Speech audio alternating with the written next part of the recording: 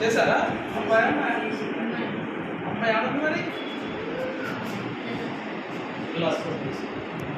ఇక్కడ లేరా? ఇక్కడ పిల్లలు అక్కడ లేరు. సిజేరియనా?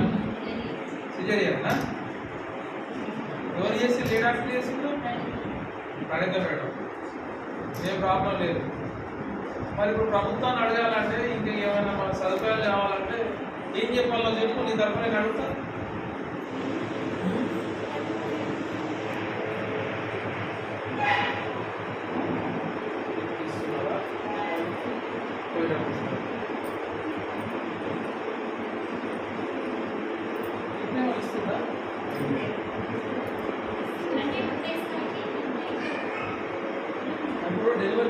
డెలివరీ లేదా? తర్వాత వస్తాయి, తర్వాత కొద్ది కాలం వస్తాయి. అది ఏదైనా వస్తాయి.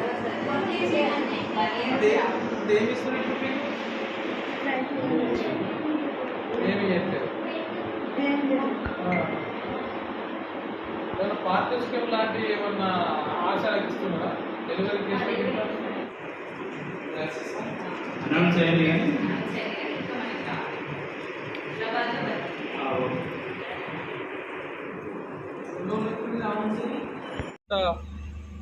ప్రభుత్వ ఆసుపత్రిని ఈరోజు జమ్మికుంట మండల కమిటీ ఆధ్వర్యంలో సిపిఎం పార్టీగా ఈరోజు సందర్శించాం.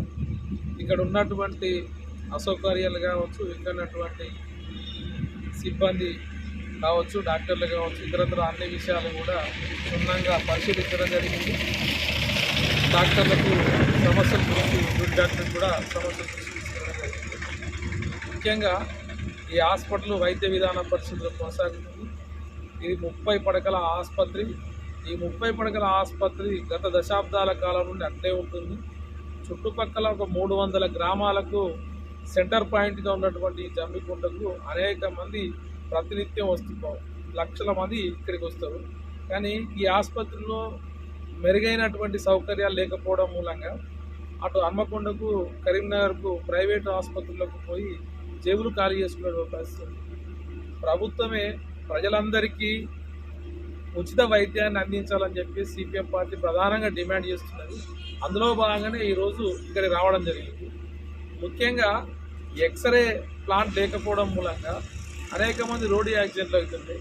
ఎక్స్రే తీయకపోవడం మూలంగా ఎక్కడికో హన్మకొండకో కరీంనగర్ పోయి చెవులు ఖాళీ చేసుకుంటారు.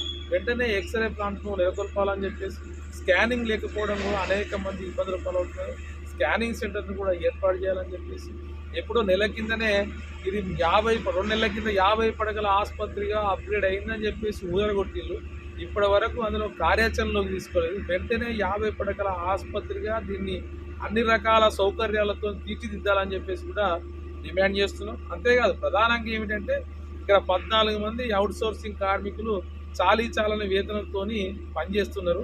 పూర్వీ సొసైటీ కింద వీళ్ళు పనిచేస్తున్నటువంటి పరిస్థితి. వీళ్ళందరికీ కూడా రాష్ట్ర ప్రభుత్వం వెంటనే గుర్తించి వాళ్ళ అకౌంట్లోనే డబ్బులు పడే విధంగా, పర్మనెంట్ చేసే విధంగా చొరవ చూపాలని చెప్పేసి, ఒకవేళ వీళ్ళందరినీ కనుక పర్మనెంట్ చేయకుంటే వీరందరి పక్షాన కూడా సిపిఎం పార్టీ ఆందోళన పోరాటం చేస్తుందని చెప్పేసి కూడా హెచ్చరిస్తా ఉన్నాం.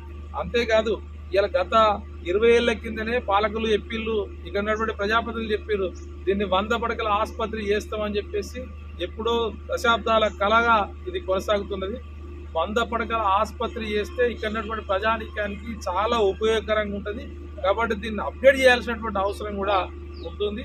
అట్లాగే స్థానికంగానే డాక్టర్లు ఉండే విధంగానే ఈ రాష్ట్ర ప్రభుత్వం అట్లాగే అధికార యంత్రాంగం కూడా కృషి చేయాలి.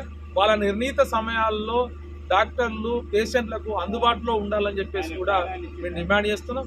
ఈ అంశాలన్నీ కూడా రేపు జిల్లా కలెక్టర్ దృష్టికి తీసుకెళ్లడం జరుగుతుంది. సమస్యలు పరిష్కరించని ఎడల సిపిఎం పార్టీ ఆధ్వర్యంలో పెద్ద ఎత్తున ఆందోళన పోరాటాలు నిర్వహిస్తామని చెప్పి ఈ సందర్భంగా రాష్ట్ర ప్రభుత్వాన్ని, అధికార యంత్రాంగాన్ని హెచ్చరిస్తున్నాం.